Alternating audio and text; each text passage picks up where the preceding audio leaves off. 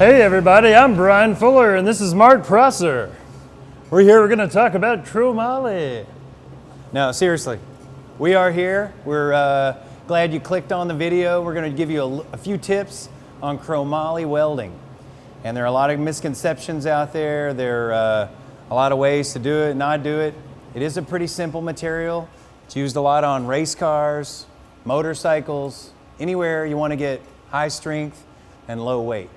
Yeah, and the biggest thing with Moly is everybody thinks it's lighter than steel, but it's not really lighter than steel. It's not lighter than steel, Mark Prosser? It's stronger than steel, so they can use less of it and get the same strength. But there's also some things that we have to follow when we're trying to weld Moly. Well, let's start with a little bit of safety. Obviously, you don't want to burn your hands. You don't want to burn your eyes. Get your safety glasses on. Make sure you wear your welding hood. TIG welding is what we're going to do today. Right about, we're about 80 to 100 amps is kind of where we're going to fall today. 90 thou material. And a lot of times if you're working at a table with a friend of yours, one of the other things we need to protect ourselves from is the rays. So make sure your coat's buttoned up good. Z87 rated sunglasses, safety glasses.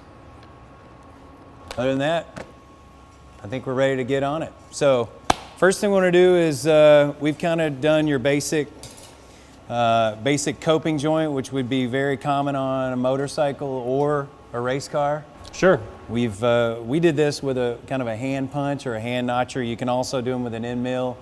You know, if you're at home in your garage, you can actually do it with a grinder and, you know, just a regular drum sander. My first bicycles, we did that way. So that's another way to do it. Yeah, and cleanliness is real important. You want to get the scale or any dirt, any little metal chips that are down inside. You want to brush this stuff up good because, hey, you're just lessening your chances of a great weld when you're welding over dirt and scale. All right, so and Moly is definitely more susceptible to that than steel. You know, mild steel, sometimes you get away with a little bit more of a dirty substance, but you know, in general, welding across the board, the cleaner it's going to be, the closer you're going to get that alloy to being what the original parent material was. Sure. So one of the misconceptions about Moly, and I've heard many people talk about this, and they talk about preheating, post-heating. You got to preheat it before you can weld it. So you can get all kinds of information on this stuff and listen to all kinds of opinions on it. We're going to show you right now how you can find out whether it works or not. This is typical tubing made out of a roll cage might be made out of. And the thing about Moly is if it's less than about 1/8 of an inch, 120 thousandths is the magic number, there's no heat treatment necessary. I know there's people out there that are saying right now, you can't do that. You can't do that, Fuller. You better not build that bike out of that stuff and do it that way. We're going to show you right now. We're going to show you right now. All right, so just a couple of tips. Yeah, I'm using 16th rod here. There are a couple of different mild steel applications you can use. This one's 70S-6, which is a good material to use, one of the nice steels, tick rod to go ahead and weld with.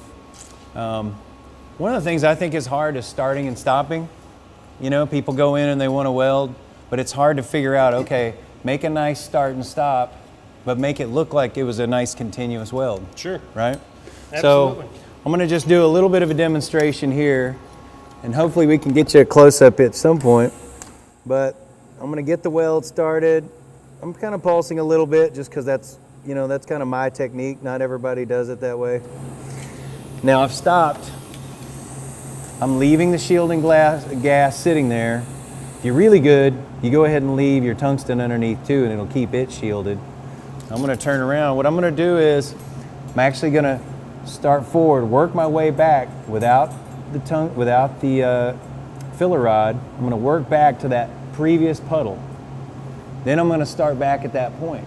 And this is a good way that I know, and I'm going to try to make it look the way I did before. So we do that. I'm going to start it back.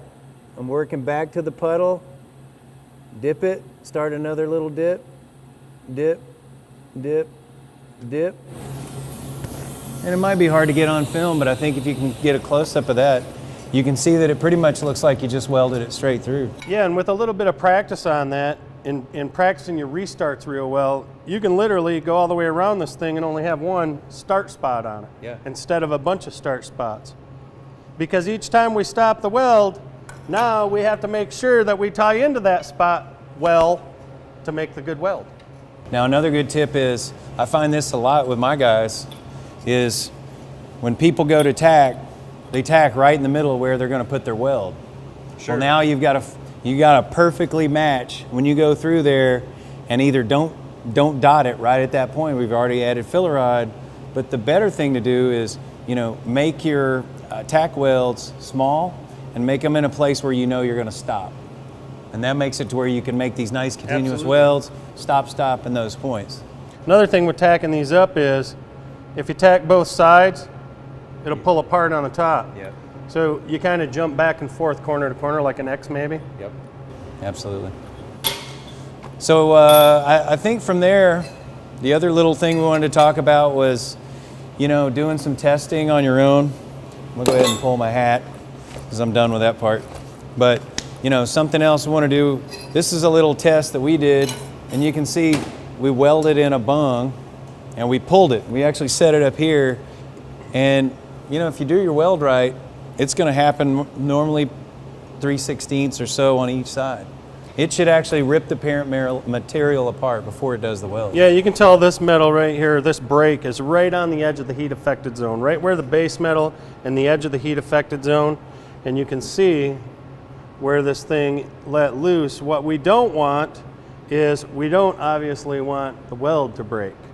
But the important thing is, you can see that the elongation of that tube, how hard that pulled. You can see how hard that thing pulled before it let loose. So it's not just a snap, it gives way, it pulls and stretches before it actually lets loose. And find some way to see how your welds are doing. I mean, we're doing a simple test here. We're at 1,500 pounds. Now, And that's a lot. Prosser welded this one, so if it breaks early, What you don't want to this do, is your though, guy right here. why I'm standing here like this is, when you're doing this kind of testing, you don't want to stand right over top of this thing. You want to get away from this a little bit. You don't know what's going to happen when it goes. It's going to break. We're trying to break it. We're at 4,500 pounds right 4,500 PSI.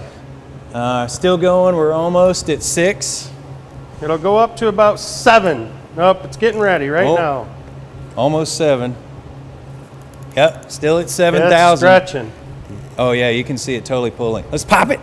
Let's do it. Oh yeah, that was a good one. That was a good one. So now I'll let it loose. We can pull that thing up where you can see it. And look at that. Nice. Right next to the weld, right where it should be. 8,000 pounds. So that's a lot of beef. That's a lot of weight. I think that would hold, don't you? Well, I'm not sure what you want it to hold, but it's going to hold 8,000 pounds anyway. So anyway, Right next to the weld. that was cool. So just to summarize, get out there, get yourself a TIG welder, and it's so much fun. And when you're doing it, just do some testing and try to keep your hands where they are. Be safe. Keep your eyeballs intact. Get a vise and a hammer and put your safety glasses on. Start whacking. Thanks for watching. Thanks.